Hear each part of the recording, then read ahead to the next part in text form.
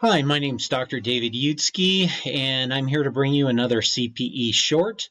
My background is in the area of digital assets, distributed ledger technology, digital forensics, and cybersecurity and cyber crimes. Having spent over a decade with military special operations and the last 15 years with cyber crimes headquarters as a federal agent, heading up the support for investigations into digital assets. Gives me a pretty good background in to what I do. I'm in the private sector now, working in the same area.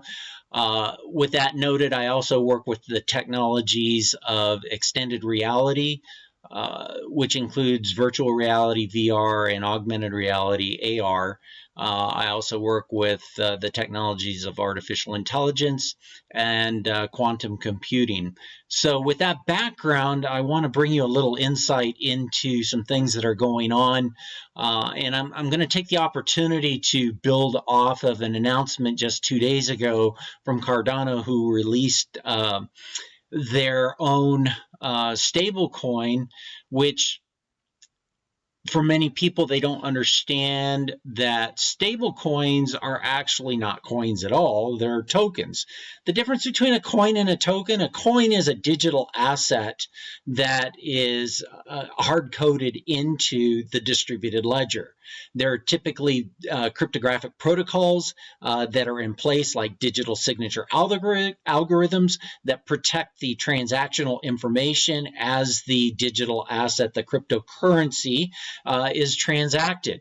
Tokens, however, are created and circulated outside of the distributed ledger. Now, although the distributed ledger is utilized to maintain some transactional information if the user chooses to, but tokens, because they're outside the distributed ledger, can easily move from user to user without the recording of that transaction on the distributed ledger. And that's where stable coins, which are typically FTs, fungible tokens, and NFTs, non-fungible tokens. Many people, when they think of non-fungible tokens, think of art, collectibles, music, which is really an abuse of the technology, because if you create 100 variations of the same piece of music, you really don't have non-fungible tokens. You have reproductions of a non-fungible token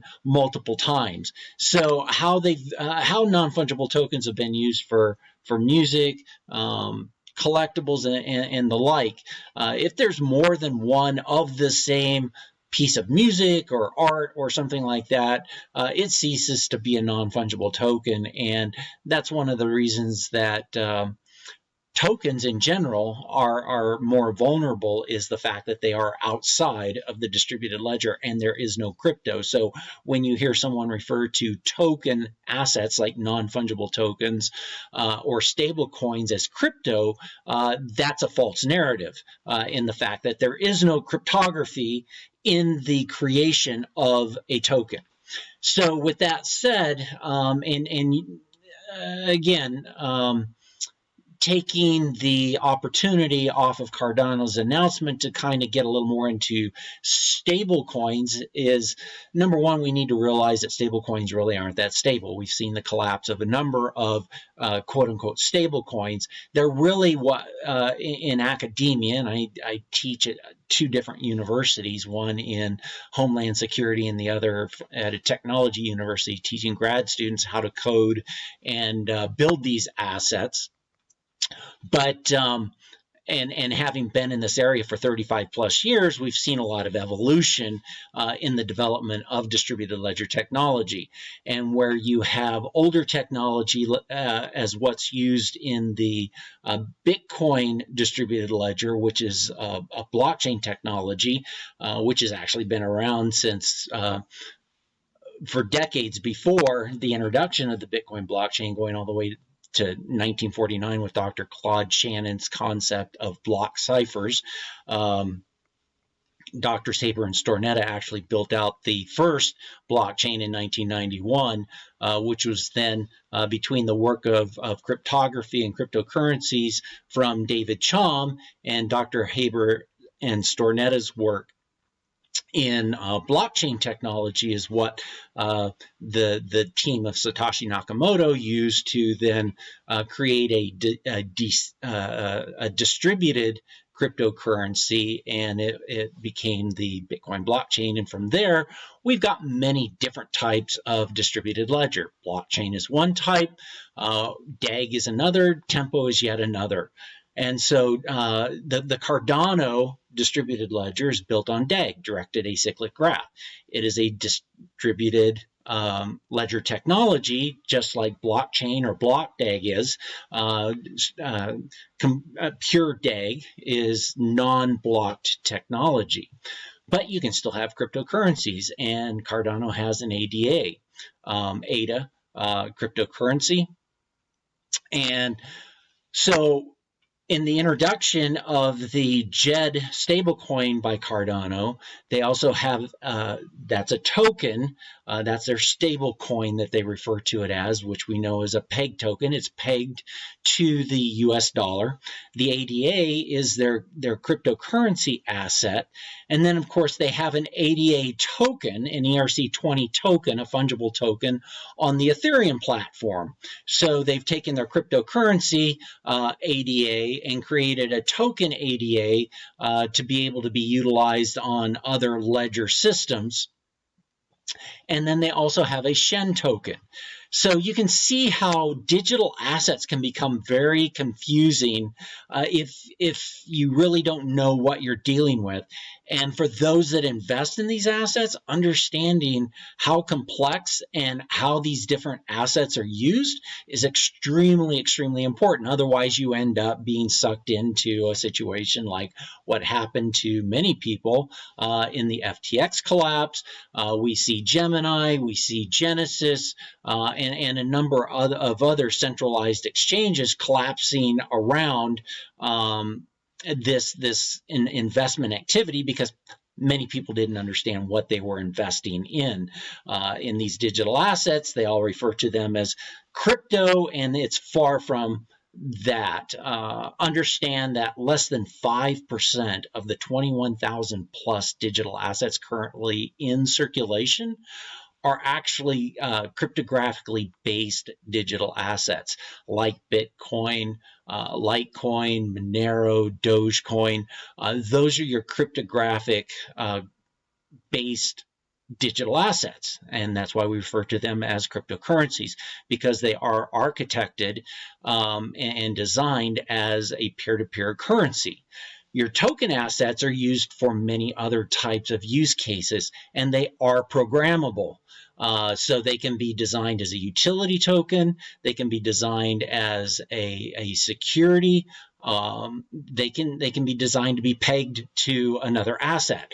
And so collateralization in the case of these pegged tokens is very important, because the collateralization behind a pegged token, say like Tether, USDT, it's collateralized by the US dollar according to the folks that created the Tether contract. And that's another thing to understand about these tokens is an entity or individual has created that contract, and so they are very centralized and they are controlled by whoever creates the contract. This concept of decentralization is exactly that, a concept. Distribution, by virtue of the fact that the contract is created on a distributed ledger, they are distributed assets. They aren't necessarily decentralized, so they are under the centralized control, typically of some entity or individual. The entity could be a DAO, for example, like MakerDAO controls DAI, which is again a pegged token that they refer to as their stablecoin. In the case of Cardano, it's a far more complex system, because what they did by creating their stablecoin Djed, they also created another token called Shen, which is their reserve token, reserve currency token. And so what that allows them to do is to ensure that there's sufficient ADA, which is the collateralization. When we talk about collateralization, I mentioned one form of collateralization is the fiat currency underlying the peg, and that could be a US dollar. There's about 78 different peg tokens to fiat, and primarily those are the US dollar and the euro.